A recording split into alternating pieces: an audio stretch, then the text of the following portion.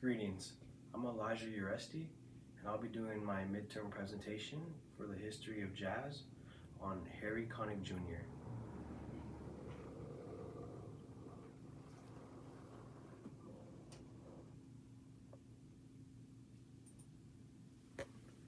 An introduction. Who is Harry Connick Jr.? Harry Connick Jr. is a modern American singer, songwriter, musician, author, actor, and TV personality, but he's best known for his musical talents in the jazz genre. His upbringing and childhood. Harry Connick Jr. was born on September 11, 1967 in New Orleans, Louisiana, where he was raised by his father, who was a district attorney, and his mother, who was a judge. Despite their background in law, they owned a record store, and that is where Connick Jr. got his love for music. He began performing when he was just 5 years old, and this involved singing and playing various instruments, but his favorite and the one that he was most drawn to was the piano. His early career. Harry Connick Jr. attended the New Orleans Center for Creative Arts in high school. There he studied with Ellis Marsalis and James Booker. After graduation, he moved to New York City, and there he attended the Hunter College and the Manhattan School of Music.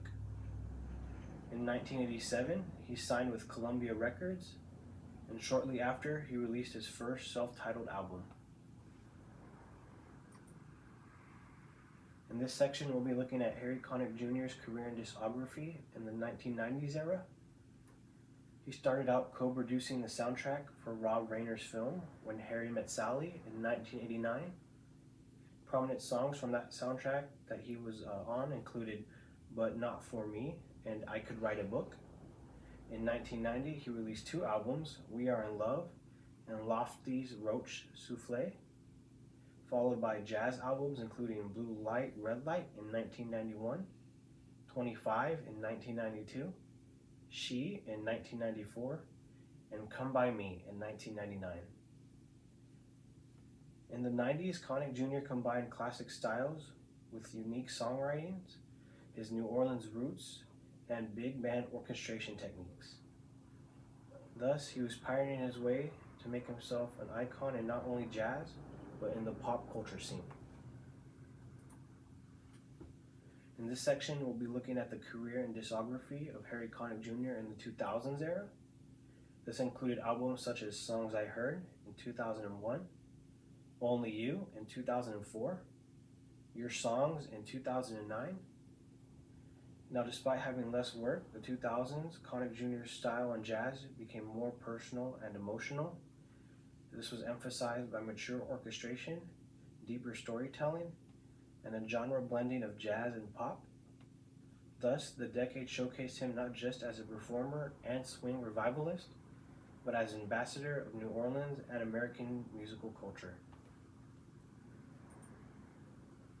In this section, we'll be looking at Harry Connick Jr.'s career and discography in the 2010s. This included his album In Concert on Broadway in 2011, Every Man Should Know in 2013, That Would Be Me in 2015, True Love, a celebration of Cole Porter in 2019, and most recently, Alone with My Faith in 2021.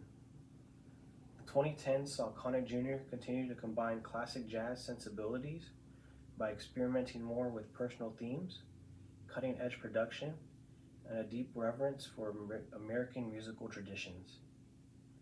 Thus, this decade cemented Harry Connick Jr. as a modern-day Frank Sinatra kind of artist who used jazz not only as a style, but as a foundation for emotional expression, spiritual reflection, and a creative experimentation.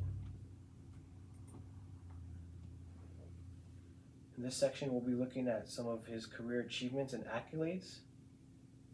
We're going to start with his Grammy Awards. In 1990, he won a Grammy for Best Jazz Vocal Performance in the male category with his work on When Harry Met Sally.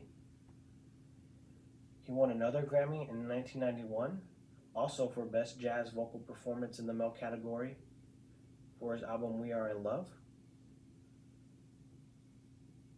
In 2002, he won a Grammy in the Best Traditional Pop Vocal Album category for Songs I Heard.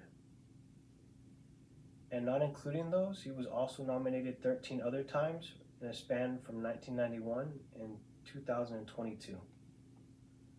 Other accolades that aren't Grammy related would be his nomination in the American Music Awards for Favorite Adult Complementary Artist in 2004. And in 2019, he was given a star on the Hollywood Walk of Fame for being a recording artist. The official date was October 24th in 2019, and that star is located at the 7080 Hollywood Boulevard address. In more recent and current day endeavors, Harry Connick Jr. has played the part of Sir Oliver Daddy Warbucks in Annie Live on NBC in 2021, which was a live action play that premiered on TV. He was also a judge on Australian Idol in 2023, which was a follow-up for him being a judge on American Idol a decade earlier in 2014. He starred as the main character John Allman in the Netflix film Find Me I'm Falling in 2024. He's also hosted the Australian show version of the piano competition, which premiered in 2025.